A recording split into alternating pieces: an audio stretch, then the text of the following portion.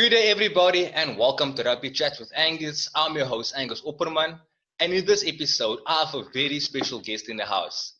He's none other than the man with a BMT, with a golden boot, Mr. 3-point and drop kick himself, Demitri Catrakilis. Demitri, welcome to the show. Thank you, Angus. Thanks for having me on. I appreciate it. Oh, thanks for your time, man. I really do appreciate it myself. What have you been up to in lockdown now? And where do you find yourself? Well, I'm in Cape Town at the moment. I drove back just as lockdown started. I drove back from Port Elizabeth. Okay. It was a good 9-hour drive, so that was interesting. But I guess I've been the same as everyone else. I mean, just staying home a lot, trying to keep busy, trying to keep fit at the same time, and trying to keep my mind as healthy as possible. But yeah, it's been a bit.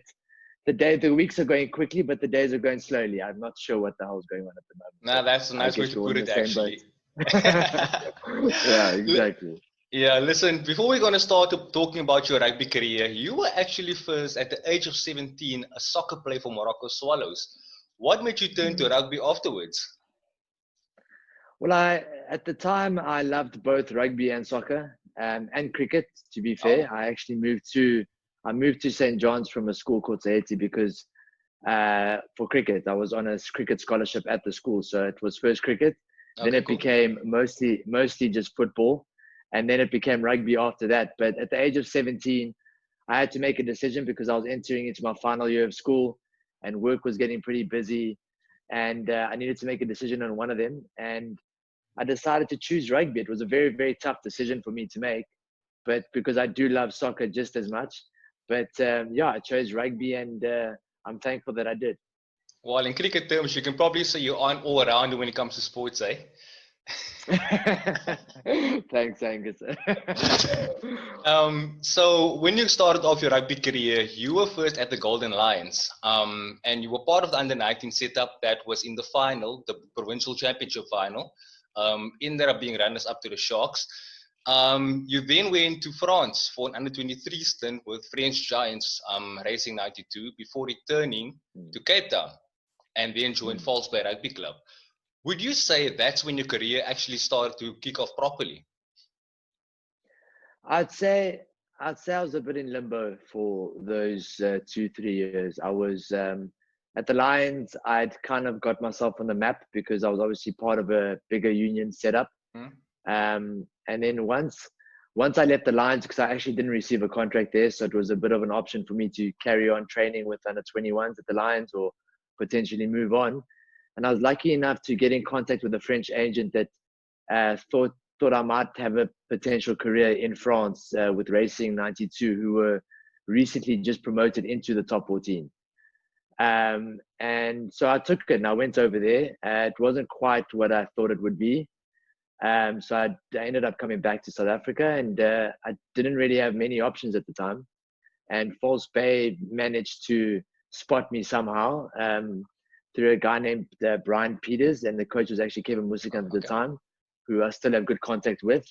And I'd say that's where my career kicked on in terms of a base and pushing through an actual province and making my name known. Yeah, it literally kicked on because your boot, like I said before, is super golden. Yeah, so from there onwards, you were snapped up by UCT, and this is the beauty of it. This is a beautiful story in my view. You went to UCT, you played in the Varsity Cup, you go up to Pretoria, which is probably one of the most hostile places to play in, whether it's in a province or any other shirt, when it comes to rugby. You go there, you beat them 26-16 in the final, away from home. You end up being the top point scorer of the competition, 136 points, if I'm not mistaken, which, by the way, I'm not sure if you know this, is still a record. And and then afterwards, you basically had a good career, which we'll talk about going further. But back to the Varsity Cup, how much did that competition help you, which is still an amateur competition, although it's quite professional these days in terms of the setup? How much did the competition of the Varsity Cup help you prepare you for a pro rugby career going forward? Well, for me, the Varsity Cup gave me an opportunity to become a pro. If it wasn't for the Varsity Cup, I don't know if the connection's quite there between False Bay or any club team in the Western Cape to go straight into the Western Province setup. it was almost like I had to go through the Varsity Cup. So thank goodness the Varsity Cup was around for me to play in and give me the opportunity to become a pro. So Varsity Cup was very, very crucial in my quest to play in professional rugby and do my dream. But it was an unbelievable experience for me. It's deemed to be amateur, but at the time we had so many professional players actually playing in the Varsity Cup. A lot of the guys would come down from the Vodacom Cup and join us and play in the UCT team. Guys like Hilton Roberts, who was a Springbok at the time, had joined us for a game in Pretoria. We had Etzebeth, who had Eben Etzebeth in the team. We had Marcel Brachy, Nick Groom, Tim Whitehead, Nizam Carr, Ricky Schroeder was playing for the under-21 and the 20s South Africa team at the time. So we were full of Western Province players. So it was a perfect introduction for me to hang around these guys, see what level they were playing at, and then push to eventually get to that level. Oh, that's beautiful, man. And you and Nick Groom have walked a long path together as well since those days, eh? Unbelievable. Yeah, I mean, he's one of my best friends now. Honestly, he's one of my best friends. We played since, it was 2011. I met him in 2010 when I went to under-21 rugby. Well, I just went to the training sessions. I didn't quite get to play a game, but I went to the training sessions, and that's where I met him. And when I joined up with him at UCT in 2011, we've never looked back. We've been like almost best friends now. We chat every week, no matter where he is in the world and no matter where I am. And we had an amazing 5-6 years playing together. No, absolutely brilliant, Demitri. After the successful Varsity Cup campaign, you were called up in 2011 to the Western Province Vodacom Cup side, which you then won. I think it was in Kimberley, 20 points to 18 in 2012. In that same season, you got called up to the major side, the Currie Cup team, in what was at that point in time a virtual under-21 side. I think you had guys like Steven Kitshoff, even Etzebeth, like you mentioned before, were all under-21 players at the point in time. But you guys played in the senior setup. And in that Currie Cup final, which you played in Durban, again, against all odds, there was 2 moments of brilliance on your side. In the 65th minute, you slotted a drop goal to extend the lead by 4 points. And then exactly 10 minutes later, I checked it on YouTube the other day to make sure of my facts. 10 minutes later, in the 75th minute, you slotted another one with Decent Tawarira charging off on you off your left foot. I mean, at that point in time, how did you manage the pressure of such a rush kick in such an important match, 5 minutes from full time, because it could have gone either way at that point? Yeah, so I personally think the first drop goal was actually a bit more important than the second one because it put us 4 points ahead and it just put a bit more pressure on the Sharks. But then the second one, obviously we were 4 ahead. There wasn't much time. I didn't know it was exactly 10 minutes later. There must be something with the number 10. But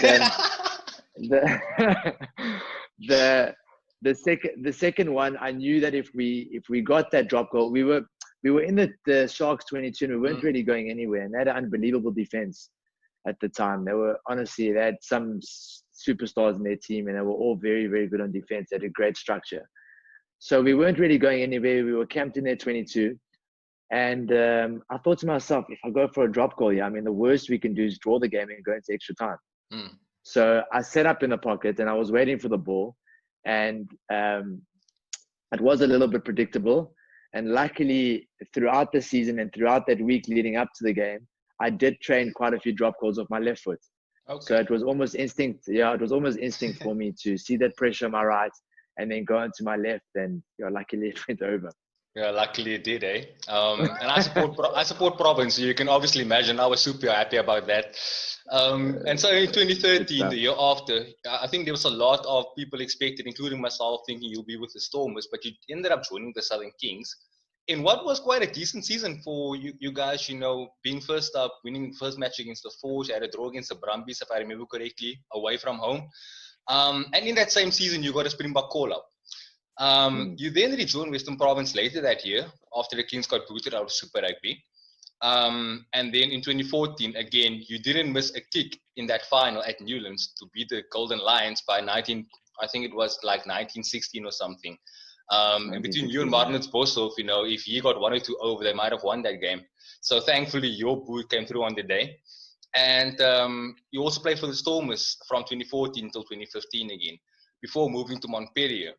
When you moved overseas, you were obviously involved with the Springbok setup. Did you hope of possibly getting another test call up, although you were playing not in South Africa anymore?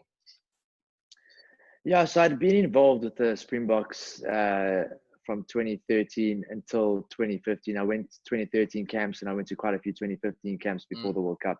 So I was hoping, obviously, like everyone playing rugby in South Africa, you're hoping to get a Springbok call up. Yeah. Once I did not, and I made the decision to go overseas. Like everyone going overseas, I mean, you're going overseas probably for different reasons.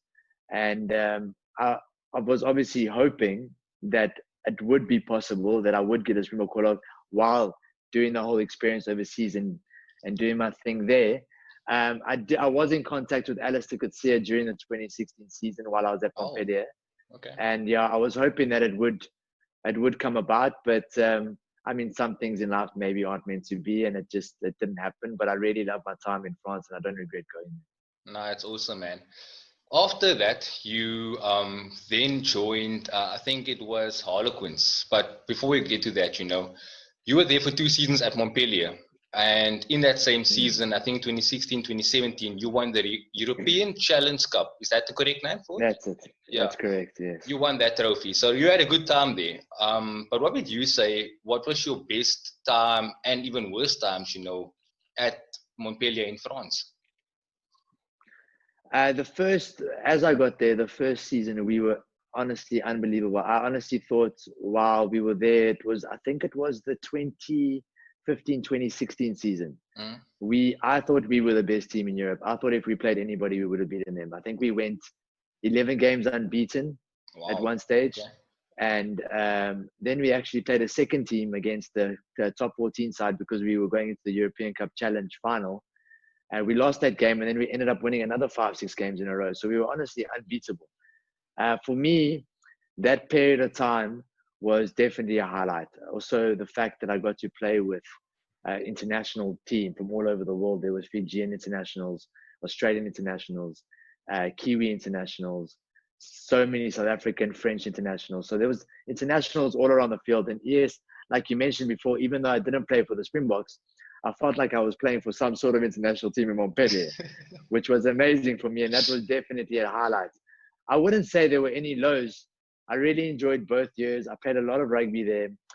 We won the majority of the games. We had a great side. I was playing with unbelievable players. I made good friends. It was great working under Jake. He was very different to what I'd experienced in the past. But it was refreshing. He gave me freedom to express myself as much as I wanted. And yeah, it was honestly an unbelievable experience. Montpellier is a beautiful city, and I'm so grateful for that. I got the opportunity to experience it. No, amazing, man, amazing. After that, you won the final against Harlequins. You would then join them, but things didn't go so well on the field. For one instance, you had a near life-ending injury on the field. Would you perhaps mind elaborating more on that? Yeah, so in my first game for Harlequins, I think it was the first 10 minutes, but number 10 again. It must have been the first 10 or 15 minutes. I went in for a tackle, a normal tackle like I would have gone in the last 10 years. And I just managed, it was a freak accident. The guy's shoulder hit my throat.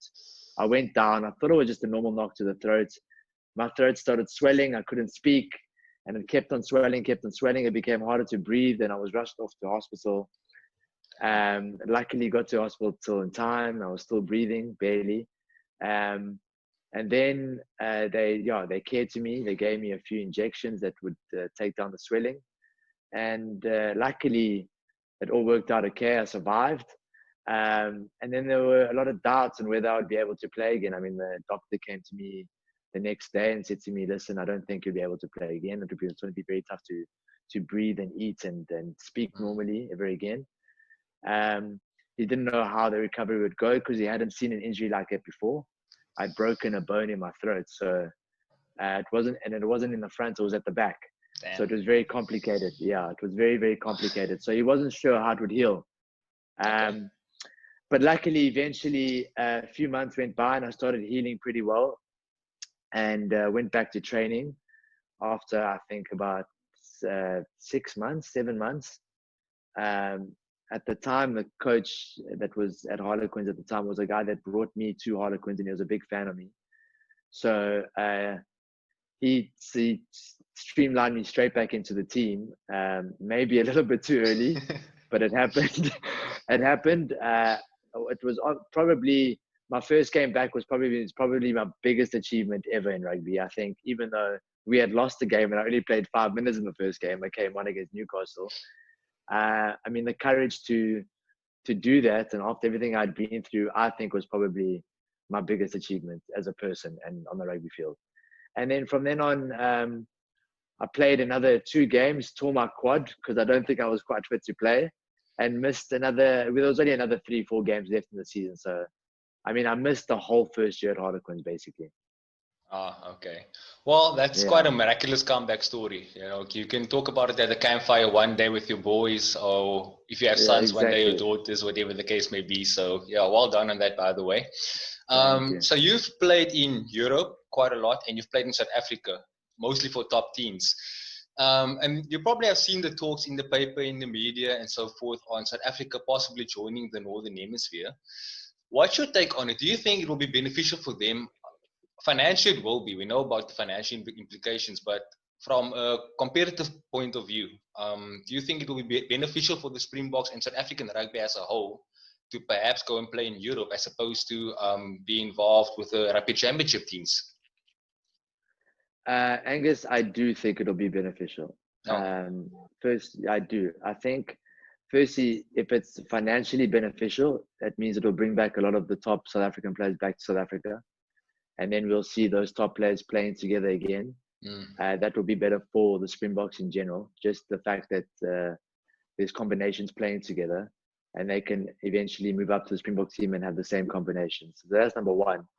Number two is the Northern Hemisphere rugby is very different to the Southern Hemisphere rugby. And I personally think at the moment what South Africa are missing in their game is that that structure that the Northern Hemisphere might have that we don't have at the moment. Obviously, playing against South Africa, against Australia and New Zealand all the time, you get used to playing those nations, and it's just natural. Whatever works for a New Zealand team, you might pick up and you might use it in your team, or what works for an Australian team, South African team picks it up and they use it in their team, and you end up. The truth is, you end up copying each other with a lot of things, and they keep copying things from South Africa. So you're getting there's Super 15, so there's 10 teams that you end up getting information from and getting what works from. Where in the North, there's a lot more teams. It's a very, very different structure. There's world-class players playing up there. The competition is really high. And I think it will be beneficial, firstly, financially, and secondly, for just rugby in South Africa as a whole. I think there's a lot that we can learn from the North. Oh, true, man. And it's funny you said that because talking about copying each other, in 2009, we used to bombard them with the high balls and they were weak at the back three. They made sure they fixed that. And now we see in Aotearoa, I think, we beat them. If I say we're talking about the Springboks now, the Springboks beat New Zealand in 2018. And there was a lot of talk about the drop goal. Why didn't they use that option? Now, I think this morning's match, they had 1 drop goal, and last week we saw 2 or 3 as well. So you've been doing it way before, and they're only catching up now. So well done to them. They caught on 7 years later. Exactly, man, exactly. Just our last question is, your final stint would be with the Southern Kings for the 2019-2020 season. Yes. And you recently announced your retirement. What has prompted that decision, and what does the future look like for Demitri Catrakilis? I guess I felt like it was time for me for a bit of a change. That's the honest truth. My body's fine. It's not because of injuries. I know a lot of people saying, is it because of injuries? What's wrong? Is it your head knocks, or was it your throat? It's nothing to do with my physical being. I feel like physically I'm probably the best I've ever been in my career. I kick better than what I've ever kicked. I'm passing better than what I've ever passed. I understand the game better than what I ever have. I'm fit. I'm strong. So it's not my physical being. I just feel like I needed a bit of a change. I needed mentally, emotionally. We are rugby players. We go through a lot of different emotional feelings throughout the season and throughout a week. A lot of the time, sometimes throughout one day. And been going through it for a while, and I just feel like for the time being, I wanted that change, and yeah, I can do it. So I've decided that I'm going to do it, and I'm going to see what's up next in my life. I'm going to definitely stay in rugby as much as I can. I want to give back as much as I can to kids, to teams, wherever I can, but it will be part time. I'm probably going to go mostly into, well, I am going to go mostly into my family business that's been going for, my parents started 40 years ago, that my brothers and my sister are hounding me to get involved with for the last 5 years. But it's an insurance brokerage, short-term insurance. So I'll be selling insurance now for the next few years. And I think it'll be a nice change. I mean, it's going to bring completely different challenges. And I feel like rugby brought a lot of challenges in the beginning of my career, but maybe at the end of my career, I wasn't getting challenged as much as what I'd hoped. And I always said once it stopped challenging me so much and I wasn't growing as much as what I wanted to, I would stop. So that prompted it. And I mean, I love the game. I love rugby. I'm still in love with it till this day. I just feel like for the time being, I don't want to play it, and I'm not going to while I don't want to. So that's prompted it, and I'm grateful for everything I experienced, and I'm so happy for all the friends I've encountered and made friends, and rugby friends I've made friends with now, and I can't wait actually to go and watch them at the stadium and have contact with them, and definitely stay in the sport. It truly is my first love for now. Amazing, man. And from my side, from a fan point of view, just well done on an amazing career. I mean, you've given me personally a lot of joy, especially playing for Province. And I've really enjoyed watching you your whole career long. I'll be honest, I've missed a couple of overseas things, but overall, I've enjoyed your career. Fine. So Thanks, yeah, thanks again, for an amazing career, and well done on it. So Demitri, thank you. We are done. Thank you for your time. I really do appreciate it, and all the best, But if I do see you calling me, I'm not going to pick up. I don't want insurance. I know how. I know you guys can get. But jokes aside, jokes aside, sorry, man. Thanks, man. I really appreciate your time, and yeah, hope to see you soon. Bye bye. Take care. Thank you. Ciao.